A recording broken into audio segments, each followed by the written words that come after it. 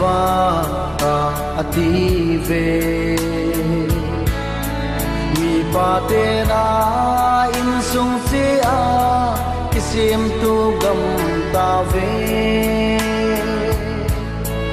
okay zo pa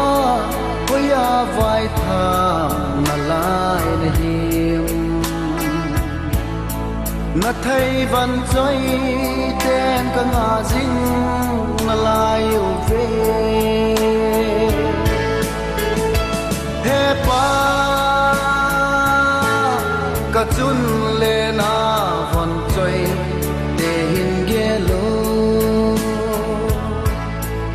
i pa ka in sung sim tu di na ko ve vai ge le zong le chu phan a na lai e pathin thil bol te na song in ki pan to he pa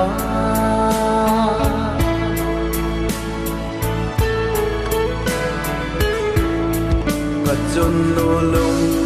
to min tao si het zo ta lo nang ze a gen thi na kum kho a so tai he pa i cham ka tho na lai diu ham hin ge te mo na pa thinin tun song a hin ko na lai he pa ka chun le na von choi de hin ge lo i pa ka in sung sim tu di na ko ve vai ge le zong le chu phan a na lai e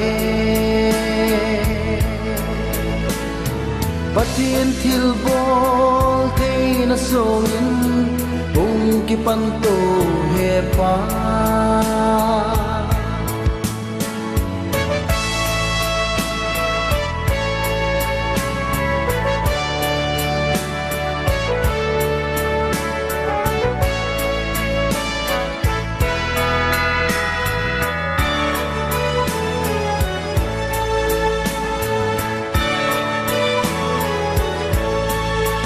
pa ten le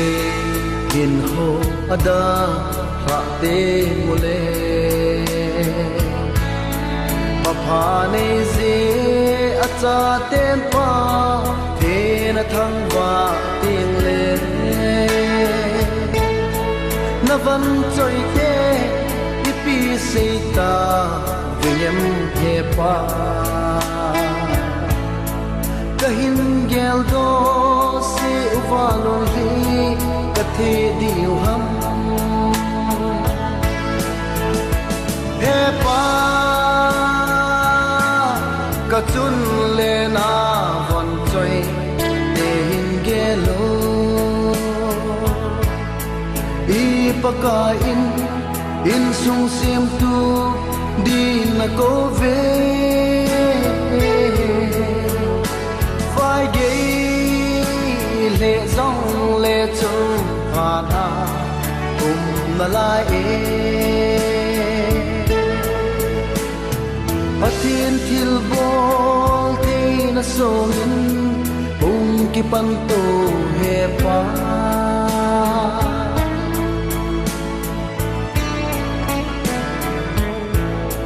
mi cha te ho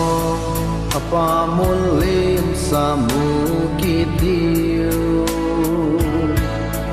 tun khem na lon ki thi zong leo kim so ki diu a hi kinep na be za ke hon ka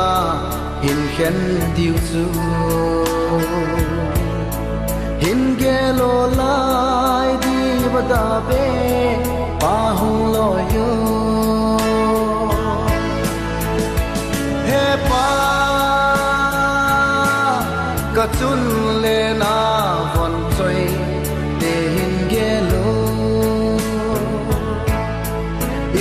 baka in sung sim tu di na ko ve vai gay lệ dòng lệ châu hoa na cùng na lai Patin til bol te na song in ung ki pan to he pa